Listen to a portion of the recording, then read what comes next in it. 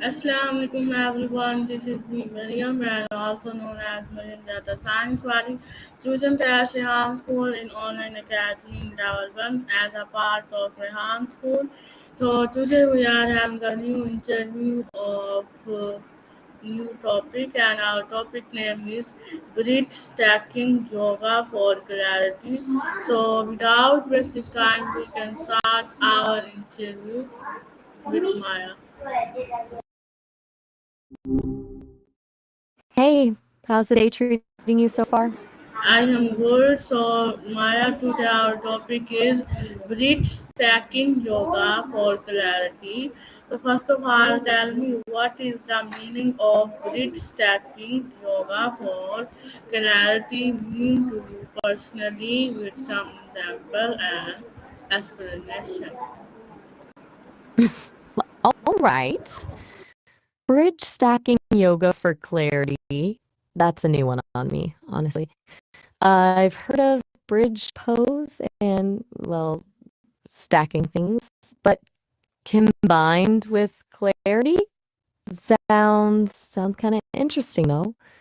From what I gather, it's about building a stable foundation physically with the pose to support mental and emotional balance, right? Like strengthening your core helps you feel more grounded and centered, which can unlock clearer thinking. Is that the gist of it? Sorry, did I miss the mark there?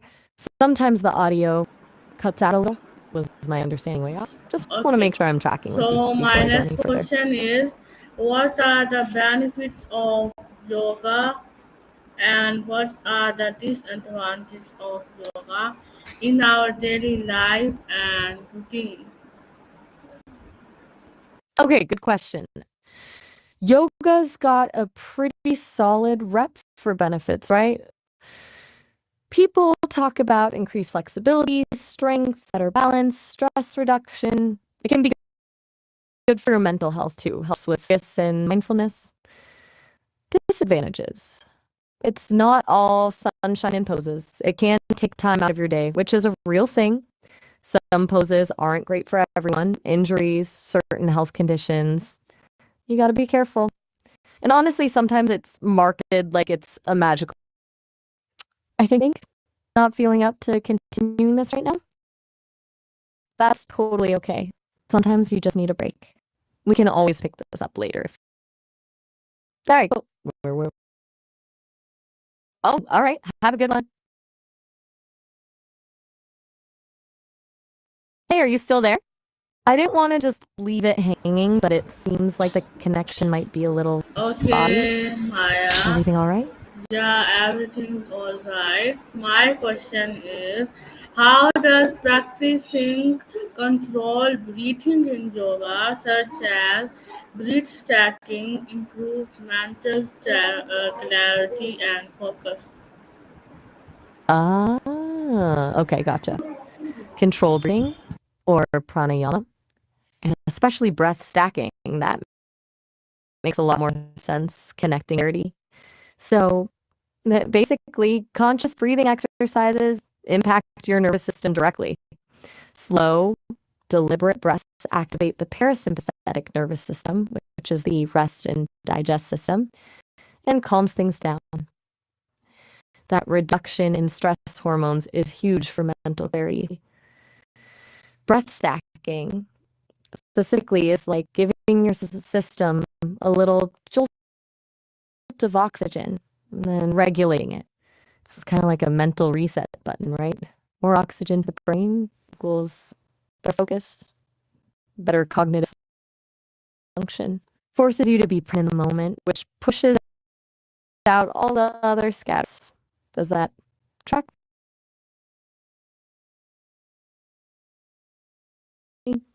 Sometimes it's hard to tell. Everything okay on your end? I am still. So my next question is, why is deep breathing often considered the bridge between the body and the mind in yoga practice? Okay, that's a good way to put it. The price. I think you mean bridge, right? between body and mind. But yeah, deep breathing is often called that because it's the one body does automatically, but you can also consciously control it. It's the intersection, the common ground. When you breathe deeply, it physically changes your body, lowers your heart rate, blood pressure, and that sends signals to your brain. It's a direct feedback loop. It's not just about getting oxygen, it's about signaling to your nervous system that you're safe, that you can relax, that you can focus. It's a really primal connection, you know? We don't usually think about it, but it's always there, linking the physical and the mental. It's kind of wild when you break it down. You still following? No worries if you're processing. Just wanted to check in.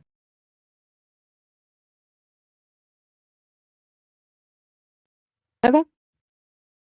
So my next question is why we can do meditation and yoga in our life. Okay, that's a pretty big question. Why bother with meditation and yoga in general? Okay, so a lot of it comes down to managing the chaos, right? Life is a lot. Meditation and yoga offer tools to deal with stress, anxiety, and just the general overwhelm of modern life. They're both practices that cultivate self-awareness. Meditation helps you understand your thoughts and emotions without getting swept away by them. Yoga adds the physical component, connecting your breath to movement, building strength and flexibility, which can also be incredibly grounding. It's not about escaping life, it's about learning how to navigate it with more ease and resilience. Plus, let's be real, taking time for yourself to focus on your well-being isn't selfish. It's necessary. Does that make sense? Still there? Just let me know if you're still up for chatting. No pressure. So my next question is what role does oxygen play in calming the nervous system and how does this relate to yoga breathing technique? Ah, okay, getting into the science of it now. Good. Oxygen is huge. When you're stressed, your body goes into fight or flight mode and your breathing becomes shallow and rapid. That means you're not getting enough oxygen. And a lack of oxygen actually fuels the stress response, creating a vicious cycle. Yoga breathing techniques like diaphragmatic breathing, the deep belly breathing, reverse that process. You're consciously taking in more oxygen, which signals to your brain that you're safe and that it can dial down the stress response. The increased oxygen calms the nervous system, lowers cortisol levels, and shifts you into that parasympathetic rest and digest state we talked about earlier. It's a direct physiological shift triggered by mindful breathing. So, the oxygen isn't just fuel for your muscles, it's a key regulator of your nervous system. Make sense? Hey, are you still with me? It's all right if you need a minute or if you want to switch.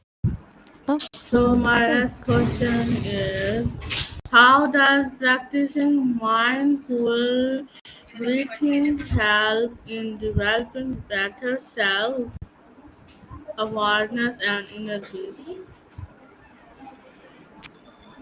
Okay, mindful routine. That's a good one. It's about bringing intention to your day to day, right?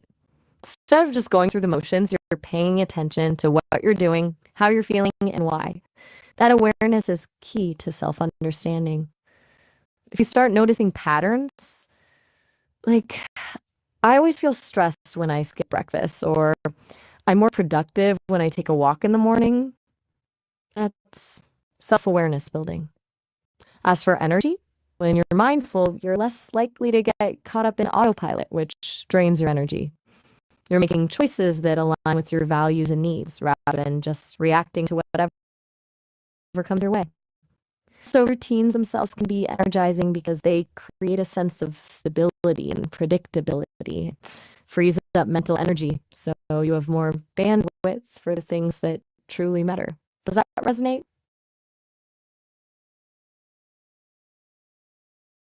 Just checking in. Still there? I don't want to. So my next question is, why is clarity of mind important in decision making, and how can yoga breathing support this ability?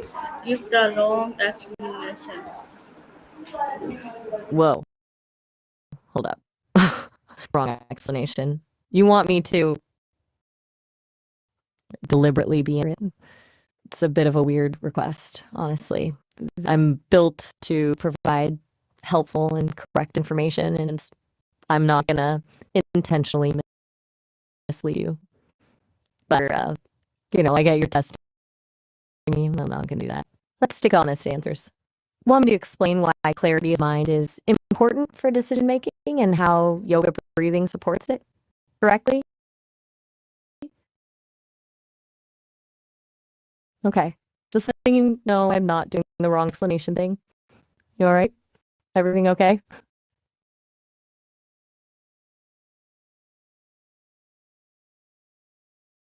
Okay, cool. So, clarity of mind in decision making is pretty crucial, actually. When your mind is cluttered with stress, anxiety, or just random thoughts, it's hard to think straight. You're more likely to make impulsive choices, overlook details, and generally make poor decisions. Clarity allows you to assess situations objectively, weigh your options, choose the best course of action. And how does yoga breathing help? We've talked about it calms the nervous system, reduces stress, increases oxygen flow to the brain, all of which contributes to a clearer, more focused mind. It's like clearing the fog so you can see the path ahead. Does that make sense? So my next question about that,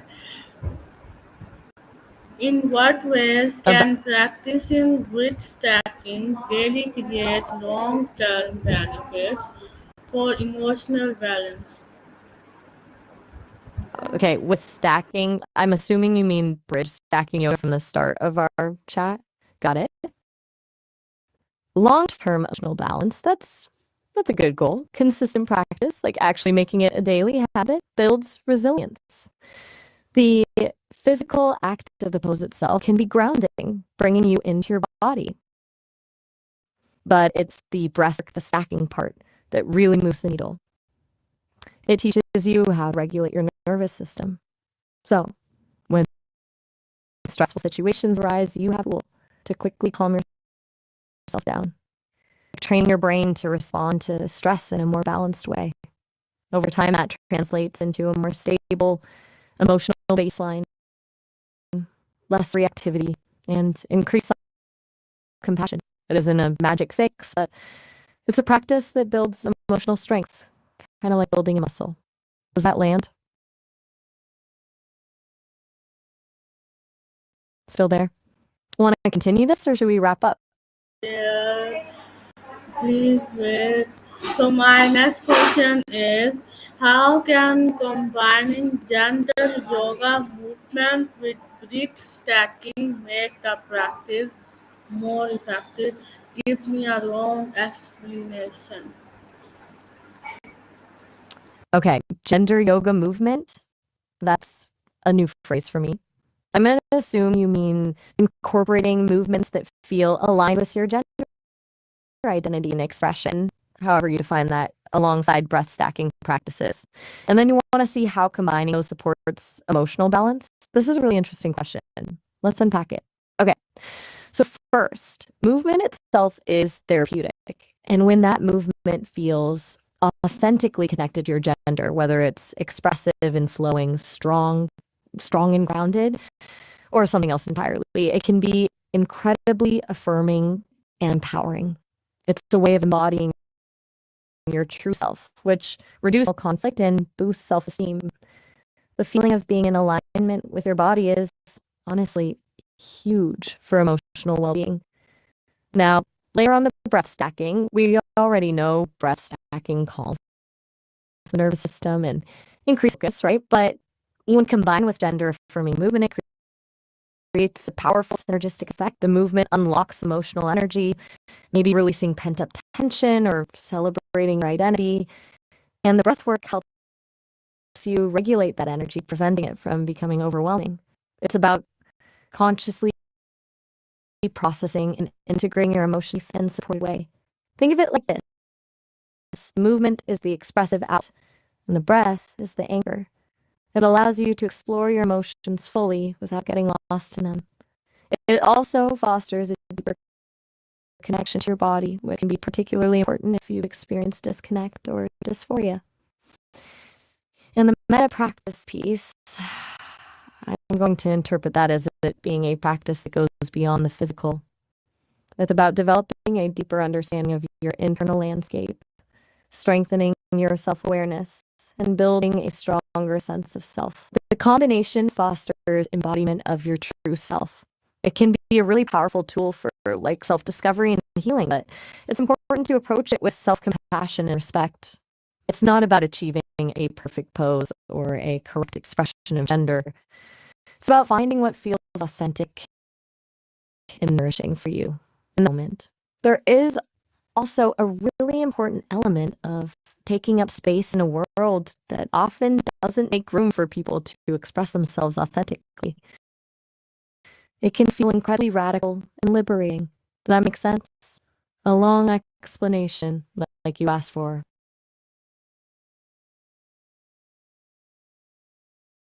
Still there? I put a lot into that one. Just wanted to check if you got all of it. So my next question about that. What is the scientific explanation for why slow, mindful breathing reduces Okay. feelings of anxiety? All right. Let's dive into the science. So, when you're anxious, your sympathetic nervous system kicks into high gear. That's the fight or flight response. Your heart rate increases, your breathing becomes faster and shallower, and your body releases stress hormones like cortisol and adrenaline. Slow, mindful breathing directly counteracts that. It stimulates the vagus nerve, which is a major nerve that runs from your brain to your abdomen. The vagus nerve is a key component of the parasympathetic nervous system, the rest and digest system. Stimulating it lowers your heart rate, lowers blood pressure, and reduces cortisol levels. There's actually measurable changes in brain activity too. Studies using fMRI scans have shown that slow, deep breathing increases activity in the prefrontal cortex, the part of the brain responsible for higher thinking and emotion, and increases activity in the amygdala, the brain's fear center. So it's literally rewiring your brain to be less reactive to stress. Also, the act of focusing on your breath acts as a distract anxious thoughts, creating mental space. It brings you into the present moment, which is where anxiety has less power. It's not just stuff, there's solid neuroscience behind it. You with me? Just a bit of science stuff. So my next question about that. Why might someone practicing breath stacking notice improvements in their sleep quality and relaxation? Okay, so breath work and better sleep makes sense. Anxiety and stress are huge disruptors, right? When you're wired, it has a hard time winding down. Slow, mindful breathing, breath tracking directly addresses that. As we talked about, activates the parasympathetic nervous system, which promotes relaxation and reduces those stresses. That shift in the nervous system prepares your body for sleep. It lowers your heart rate, slows your breathing rate, and eases muscle tension. But it goes deeper than that. Consistent breath practice actually helps regulate your circadian rhythm, your internal body clock, making it easier to fall asleep and stay asleep. People who practice it often report quieting the monkey mind, that racing stream of thoughts that keeps you awake at night. And by practicing it before bed, you're signaling to your brain and body that it's time to rest. So it's not just about feeling relaxed in the moment, it's about training your body to enter a state of relaxation more easily easily and consistently. A little nightly breath work can go a long way toward a better night's sleep. Everything still good? I sense a bit of silence. Okay, awesome. Okay, Just checking. so my next Anything you'd like question me to is elaborate on? okay. My next question is, what are the main purpose of breath stacking and yoga? Give me long explanation with some example and concepts. Okay, Greek stacking and yoga. You combine two things I haven't encountered together before. Let me try to synthesize this. Assuming Greek stacking refers to the practice of stacking stones, often seen in Greece, a deliberate arrangement of rocks balancing on top of each other. I'd say the core purpose of both stacking stones and practicing yoga boils down to cultivating balance, both internally and balance.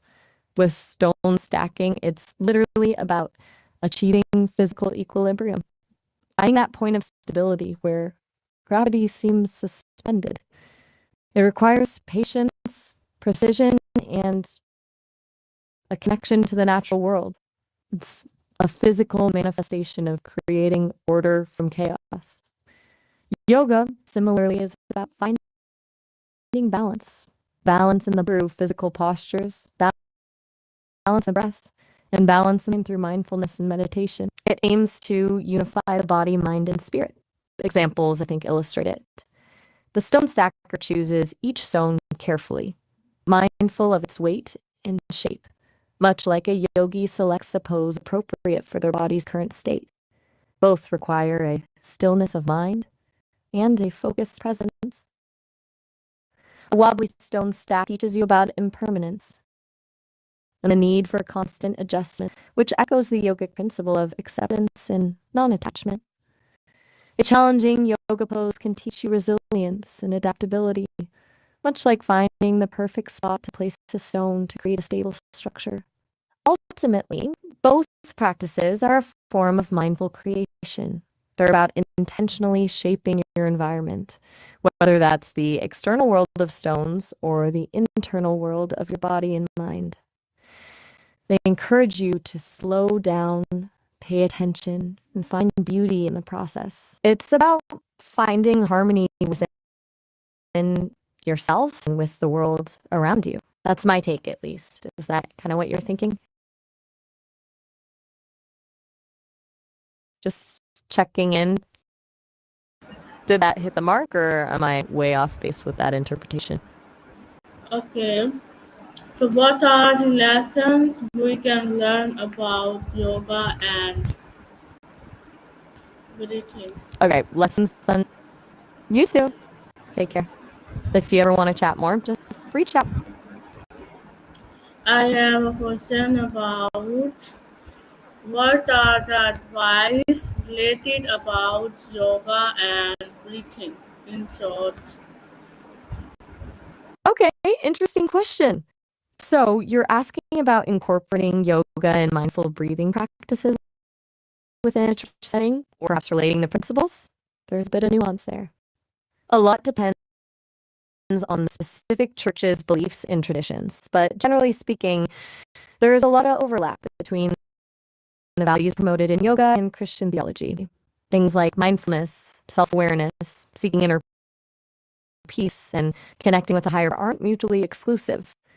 Here's some advice. Thinking through both angles. If you're thinking about incorporating gentle yoga or mindful breathing into a church context, perhaps a wellness program or a pre-service mindfulness practice, emphasize the common ground. Focus on the stress-reducing benefits, the importance of body awareness, and the idea of cultivating inner stillness as a form of prayer meditation. Frame it as a way to prepare the mind and body for worship rather than a religious practice in itself. However, be respectful of potential sensitivities. Some churches may have concerns about the origins of yoga or perceive certain poses as incompatible with their beliefs. Transparency and open communication are key. Explain the benefits clearly, address any concerns honestly, and be willing to modify practices to accommodate different perspectives. And even if foreign possible, the principles of mindful breathing can be incorporated into worship or personal prayer time. Encourage congregants to take a few deep breaths before prayer to center themselves and quiet their minds. Emphasize the connection between breath and spirit.